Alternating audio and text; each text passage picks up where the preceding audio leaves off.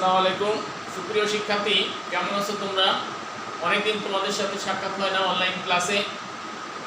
জানো, সরকার ঘোষিত নিয়ম অনুযায়ী আমরা সারা দেশ লকডাউনে ছিল, সেই হিসেবে আমরা অনলাইন ক্লাসে যুক্ত ছিলাম না।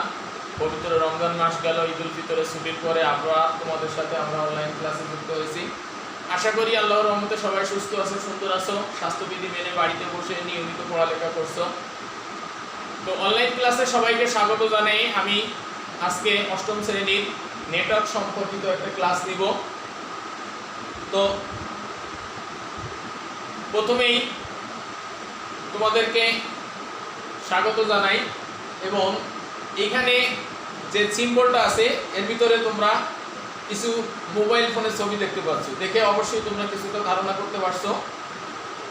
তো আমার পরিচয় বলি, আমি শেখ আনিসুর রহমান, সহকারী শিক্ষক, শহীদ শেখ আবুল হাসান মাধ্যমিক বিদ্যালয়, খুলনা। এইখানে আমরা একটা ছবি দেখতে পাচ্ছি এবং এই ছবিতে একজন মহিলা, সে কানে কিন্তু ফোন ধরে আছে, তার মানে সে কারো না কারোর সাথে কথা বলছে।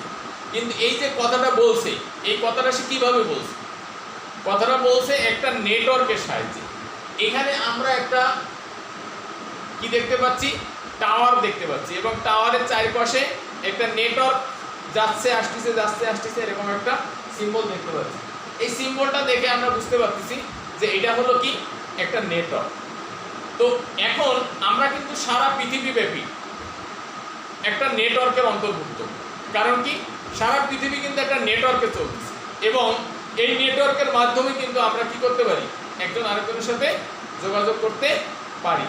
এক সময় আমরা কারোর সাথে যোগাযোগ করতে গেলে, সম্পর্ক রক্ষা করতে গেলে আমাদের দীর্ঘ সময়ের প্রয়োজন হতো, কিন্তু এখন কিন্তু আর সেই প্রয়োজন হয় না। কারণ কি, এই সবই সম্ভব হয়েছে নেটওয়ার্কের কারণে। তো দেখো,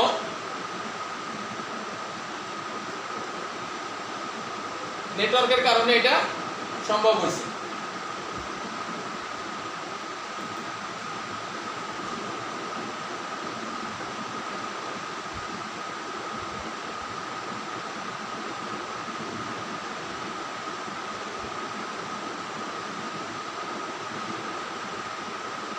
আজকের আলোচ্য বিষয় হলো নেটওয়ার্কের ব্যবহার। আজকের আলোচ্য বিষয়টা কি? নেটওয়ার্কের ব্যবহার। তাহলে আমরা নেটওয়ার্কের ব্যবহারটা কি সেটা আমরা জানবো। এখন দেখো,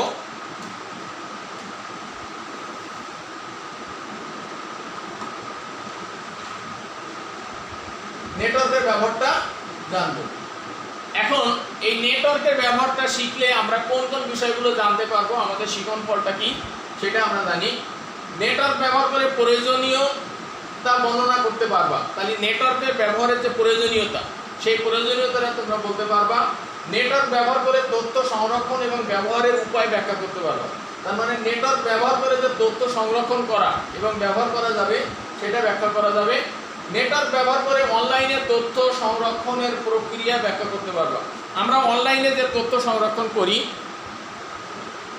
তো এই অনলাইনে যে তথ্য সংরক্ষণ করে থাকি সেই তথ্যগুলো আমরা কি করতে পারবো? নেটওয়ার্ক ব্যবহার করে সংরক্ষণ করার সুযোগ পাবো। তাহলে দেখো, এইখানে দেখো আমরা একটা ছবি দেখতে পাচ্ছি। এই ছবিটা দেখে কিন্তু আমরা বুঝতেছি কি, আদিতে একসাথে বসবাস করা। আদিমকালের মানুষ, এখনো আমাদের দেশে কিছু আছে উপজাতি সম্প্রদায় বা যারা বেদে সম্প্রদায় আছে, তারা একসাথে বসবাস করে। তো এই যে আদিতে যখন মানুষ বসবাস করতো, তখন তারা কি করতো? দেখো, একত্রিতভাবে বসবাস করতো, একত্রিতভাবে বসবাস করতো। দেখা যাচ্ছে যে একই, এই যে অনেকগুলো ঘর, এই ঘরগুলোতে তারা জুম চাষ করা, বিভিন্ন ধরনের কাজ, খেতে খামারে কাজ করে একসাথে কি করতো? বসবাস করতো। কিন্তু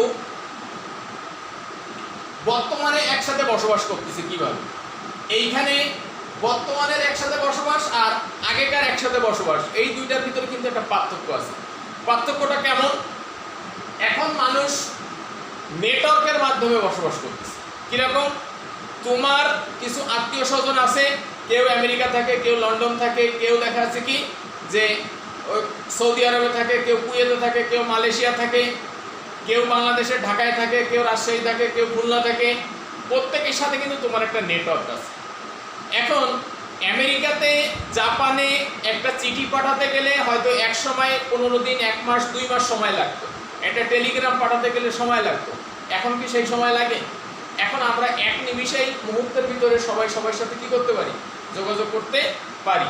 এই যে যোগাযোগ করতে পারা, এই যোগাযোগ করতে পারাটাই হলো নেটওয়ার্ক। এখন সারা পৃথিবীটা একটা নেটওয়ার্কের বা একটা জালের সাথে, নেটওয়ার্ক মানে কি একটা জাল, এই নেটওয়ার্কের মাধ্যমে কিন্তু সবাই একসাথে বসবাস করছে। এখন দেখো, নেটওয়ার্ক ব্যবহার করে আমরা অতীতে একই কাজগুলো অন্যভাবে করতে শিখেছি। তার মানে এই আগের যে কাজগুলো ছিল সেই কাজগুলো এখন বর্তমানে আমরা কিভাবে ব্যবহার করতেছি? নেটওয়ার্ক ব্যবহার করি। এবং এই নেটওয়ার্ক ব্যবহার করে আমরা কাজগুলো কি অনেক সহজ উপায় ব্যবহার করতে পারতেছি।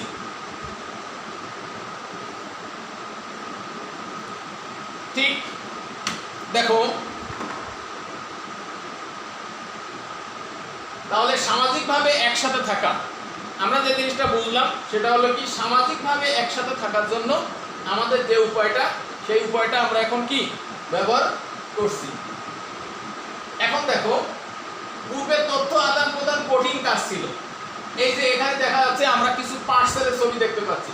এই যে পার্সেল ওরকম করে বেঁধে, তারপরে পোস্ট অফিসের মাধ্যমে হোক, কুরিয়ার সার্ভিসের মাধ্যমে হোক, আমরা ওই যে বাইরের যে সমস্ত ইয়ে আছে তোমার, ওই যে DHL বা অন্যান্য ধরনের ইয়ে আছে, সেইগুলো ব্যবহার করে আমরা কি করি? এক জায়গা থেকে আরেক জায়গায় ডকুমেন্ট পাঠিয়ে থাকি।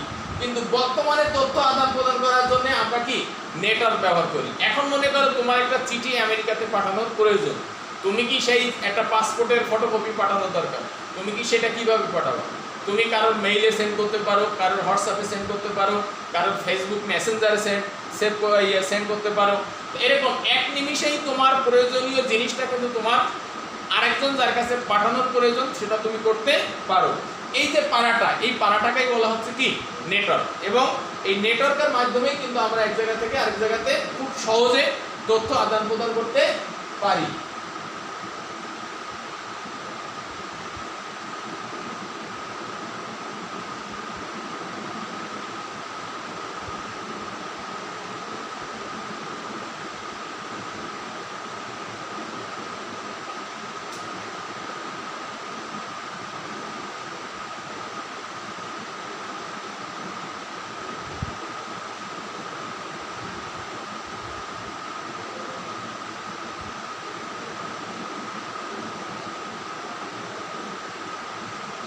এখন দেখো, যার কাছে যত বেশি তথ্য আছে সে তত বেশি ক্ষমতাশীল। এখন তথ্য সবার জন্য উন্মুক্ত। এক সময় ছিল কি, মানুষের কাছে যার যত বেশি টাকা আছে সে তত বেশি সম্পদশালী, এবং যার যত বেশি টাকা আছে সে ধনী। কিন্তু এখন কি, যার কাছে যত বেশি তথ্য আছে সে কিন্তু তত বেশি ক্ষমতাশালী। কারণ কি, তথ্য পাওয়া, তথ্য সংরক্ষণ করা, তথ্যের ব্যবহার করা, এগুলো কিন্তু অত্যন্ত গুরুত্বপূর্ণ একটা বিষয়। তো এই জন্য তথ্য এখন আমাদের কি, যারা জানে বা অধিক যারা তথ্য সম্বলিত জ্ঞান রাখে, তারা কিন্তু তথ্যের জন্য তারা কি করে, তাদের ইমেজটাকে ধরে রাখার জন্য তারা তথ্যটাকে গোপন করে রাখার চেষ্টা করে। কিন্তু এমন একটা সময় এখন আমরা এসে পৌঁছাইছি, এখন তথ্য সবার জন্য উন্মুক্ত হয়ে গেছে। কিরকম? দেখো, তুমি তোমার জন্ম নিবন্ধন কার্ড, তোমার জাতীয় পরিচয়পত্র, তোমার আব্বার বা অভিভাবকের, সেইগুলো অনলাইনে আছে। তোমাকে যদি প্রয়োজন হয় তথ্য জানার, তুমি কিন্তু অনলাইন থেকে তথ্য জেনে যাচ্ছ।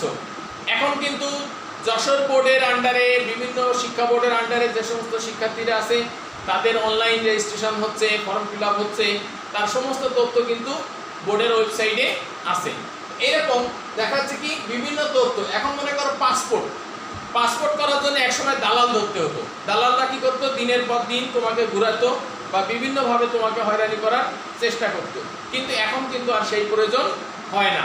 ঠিক অনুরূপভাবে তুমি বাজেট বলো, আইন বা সম্পর্কিত হোক, তথ্য, যে কোনো তথ্য হোক, স্বাস্থ্যসেবা হতে পারে, ই সেবা হতে পারে, ই বুক হতে পারে, এরকম যে ধরনের কাজ আছে সব ধরনের কাজ কিন্তু তুমি কি করতে পারো, খুব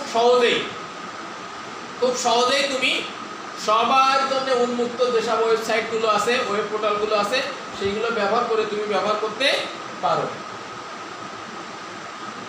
এখন দেখো, তথ্যকে কার্যকরভাবে ব্যবহার করা। তথ্যকে আমরা যখন কার্যকরভাবে ব্যবহার করতে চাবো,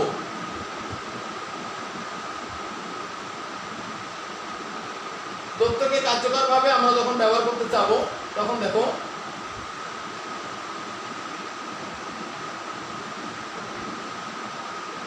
কোন তথ্য কাগজে লিখে সংরক্ষণ করা হতো। একটা সময় ছিল কি, যখন নেটওয়ার্কের ব্যবহার করা হতো না, তখন আমরা কি করতাম, কাগজে লিখে সংরক্ষণ করে রাখা হতো। কিন্তু এখন সব কিছু কি অনলাইনে সংরক্ষণ করে রাখা হয়ে থাকে। তো এখন দেখাচ্ছি কি ডাটাবেজে তথ্য সংরক্ষণ করে রাখা হয়। এবং আমি একটু আগে যে কথাটা বলছিলাম যে তোমার এনআইডি কার্ডের সমস্ত তথ্য কিন্তু ডাটাবেজে সংরক্ষণ করে রাখা আছে। তো এই যে ডাটাবেজে সংরক্ষণ করে রাখা, এটা কিন্তু এখন একটা কি, ওই যে নেটওয়ার্কের মাধ্যমে, এবং এটাকে বলা হচ্ছে কি, এটা নেটওয়ার্কের মাধ্যমে সংরক্ষণ করে রাখা। তাহলে বর্তমানে কাগজের প্রয়োজন ফুরিয়ে গেছে এবং সেটি পরিবেশ রক্ষার কাজে অনেক বড় একটা পদক্ষেপ। একটা সময় মনে করো যে মিল কলকারখানাগুলোতে, বিশেষ করে যে কাগজের মিলগুলো, ব্যাপক পরিমাণ গাছ কেটে কাগজ মিল কারখানাগুলো চালু রাখতে হতো। কিন্তু এখন কাগজের ব্যবহার কমে যাওয়ার কারণে কি হচ্ছে, দেখা যাচ্ছে কি ওই যে জ্বালানি সম্পদ হিসেবে আমাদের গাছ ব্যবহার হতো, সেটার আর ব্যবহার করার প্রয়োজন হচ্ছে না। তো এই পরিবেশ সংরক্ষণে এবং পরিবেশ রক্ষার ক্ষেত্রে কিন্তু এটাও একটা গুরুত্বপূর্ণ ভূমিকা পালন করছে।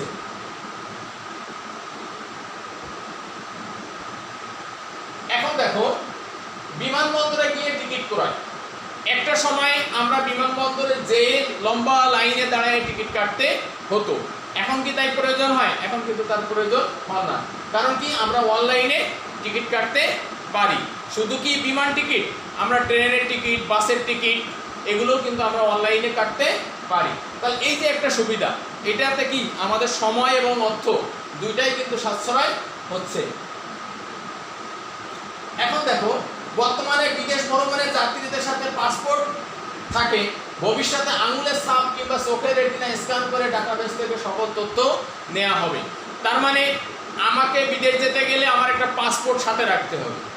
কিন্তু একটা সময় যে দেখা যাচ্ছে কি চোখের আইরিশ, যেমন চোখের রেটিনা নেওয়া বা ফিঙ্গারপ্রিন্ট থাকবে, তখন আমি যখন এয়ারপোর্টে ঢুকলে আমি যখন মেশিনে আমার ফিঙ্গার দেব, দিলেই কি হবে, আমার সমস্ত তথ্য কম্পিউটারে ভেসে উঠবে এবং ওই তথ্য থেকেই সে বুঝে যাবে যে আমার পাসপোর্ট আছে, পাসপোর্টের ভ্যালিডিটি কবে, আমি ভিসা করছি কিনা, আমি কোন দেশে যেতে চাচ্ছি, সমস্ত তথ্য ওখানে পাওয়া যাবে। তাহলে এই যে এই একটা প্রক্রিয়া, এই প্রক্রিয়াটা যখন পরিপূর্ণভাবে বাস্তবায়ন হবে, তখন কি হবে, আমরা অনেক ধরনের সুযোগ সুবিধা পেয়ে যাব।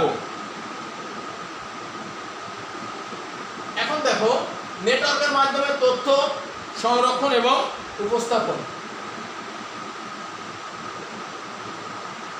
নিজের কম্পিউটার সফটওয়্যারটি ক্রয় করে ইনস্টল করতে হতো। তার মানে আমাদের মনে করো আমার বাসায় বা তোমাদের বাসায় একটা কম্পিউটার আছে, এইখানে তোমার একটা সফটওয়্যার দেওয়ার প্রয়োজন। তখন তুমি কি করবা, একজন সফটওয়্যার ইঞ্জিনিয়ারের কাছে যাবা, সফটওয়্যার ইঞ্জিনিয়ার একটা সফটওয়্যার তোমার ইসে ইনস্টল করে দেবে। এখন কিন্তু সেটার আর প্রয়োজন হচ্ছে না। কারণ কি, ওই তুমি অনলাইন থেকেই কিন্তু তুমি সফটওয়্যারটা পেতে পারো এবং তুমি নিজেই সেটা ইনস্টল করতে পারো। তাহলে এটা কিন্তু একটা গুরুত্বপূর্ণ বিষয়।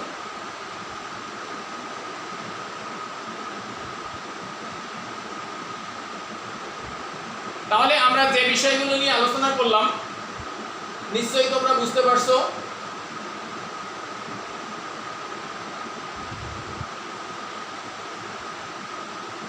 তো আমরা দেখো,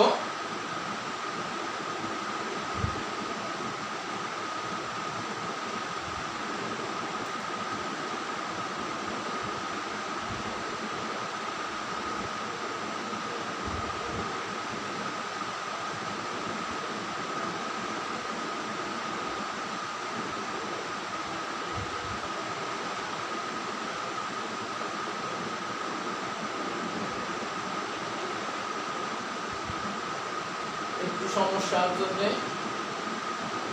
হয়ে গেল। এখন যেটা দেখো, নেটওয়ার্ক ব্যবহার করে অনলাইনে তথ্য সংরক্ষণ করা যায়, যে কথাটা আমি বললাম। তাহলে আমরা এটা বুঝতে পারছি, এই যে নিজ কম্পিউটারের কোনো তথ্য বা ফাইল সংরক্ষণ করার জন্য আমাদের দেখা যাচ্ছে কি এরকম ড্রাইভ আছে, তাই না? সেই ড্রাইভের ভিতরে তুমি সেভ করে রাখতে পারবা, ঠিক আছে? তো এখানে দেখো অনলাইনে তোমার এরপরে যেটা ড্রপ বক্সে কোনো তথ্য বা ফাইল সংরক্ষণ করে রাখা যায় যা পৃথিবীর যে কোনো জায়গা থেকে ব্যবহার করা যায়। তার মানে কি দেখা যাচ্ছে কি তুমি এমন একটা জায়গাতে তুমি রেখে দিলে যে তুমি পৃথিবীর যে কোনো জায়গায় যাই তুমি ওইটা ব্যবহার করতে পারবা। তোমার ওই পিসি নিয়ে যাও নাই বলে যে তুমি সেখানে যে এটা ব্যবহার করতে পারবে না এমন কোনো কথা নাই।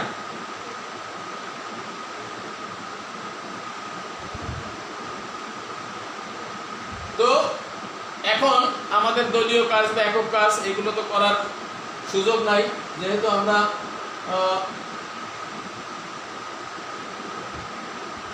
অনলাইন ক্লাসে আছি। তো নেটওয়ার্ক ব্যবহার করে কিভাবে তোমরা বন্ধুদের সাথে তথ্যসমূহ কার্যকরভাবে ব্যবহার করতে পারবা। তো মূল্যায়নের ক্ষেত্রে এটা কিন্তু খুবই, যে বিষয়গুলো আলোচনা করলাম সেটা দেখো। তাহলে নেটওয়ার্ক ব্যবহার করে আমরা কিন্তু একজন আরেকজনের সাথে সার্বিক যোগাযোগ রাখতে পারি এবং সকল প্রকার তথ্য আদান প্রদান করতে পারি। তো অনলাইনে তথ্য কিভাবে রাখা যায় এটাও আমরা জানছি, যে ড্রপ বক্সের মাধ্যমে বা আমাদের যে পিসি আছে এই পিসিতে দেখা যাচ্ছে কি যে সমস্ত ফাইল বা ফোল্ডার আছে এবং ড্রাইভ আছে সেই ড্রাইভের মাধ্যমেও আমরা সংরক্ষণ করে রাখতে পারি।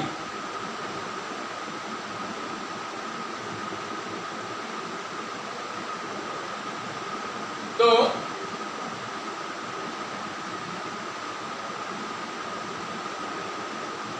সবাই নিশ্চয়ই বুঝতে পারছো। তো এখন দেখো